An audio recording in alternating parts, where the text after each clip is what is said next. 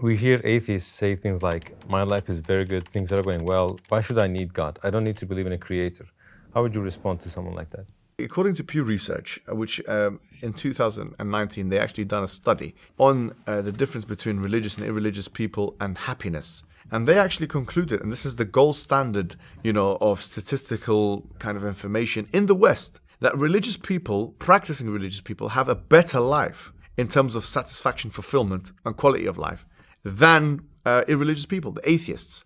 There's no evidence that having an atheistic life makes you more content, makes you more satisfied, makes you more fulfilled. When I had the conversation with Jordan Peterson, even famous psychologist of the 21st century, and when I was speaking to him about this, and I explained to him that the Quran says that وَمَنْ أَعْرَضَ عَنْ ذِكْرِي فَإِنَّ لَهُ مَعِيشَةً ضَنْكًا وَنَحْشُرُهُ يَوْمَ الْقِيَامَةِ أَعْمَى, that whoever goes away from the remembrance of God, that he will have a depressed life. And I explained to him that on the flip side, Islam says أَلَا بِذِكْرِ اللَّهِ تَطْمَئِنُّ الْقُلُوبُ, that certainly with the remembrance of God do hearts find rest. He looked at me, and this is online, 6 million people have watched it on his channel. He agreed with it, and he said that the reason why that is the case because the focus is not multiplicitous, meaning one person does not focus on many different things at the same time. When you focus on one thing, it reduces anxiety and creates peace.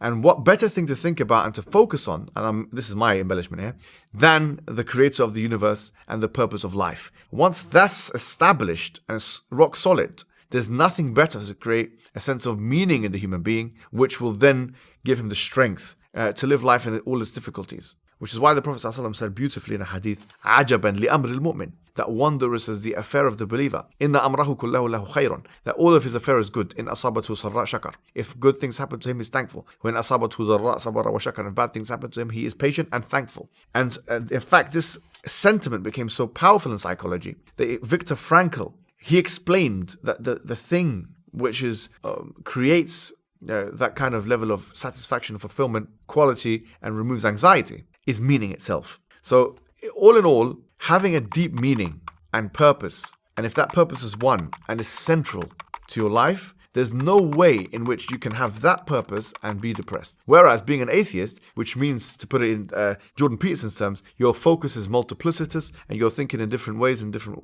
things, you're more likely to have anxiety and depression and not have meaning in your life. And when bad things happen, it doesn't mean anything. When your parents die, or when even if your children die, if you have disease, if you get cancer, if you're on the sick bed, if you're about to die, all of this stuff is purposeless and meaningless. So if they're saying that I don't need it, actually that's not true. Psychologically, they do need purpose, just like every human being has ever needed it for all of the existence of human beings.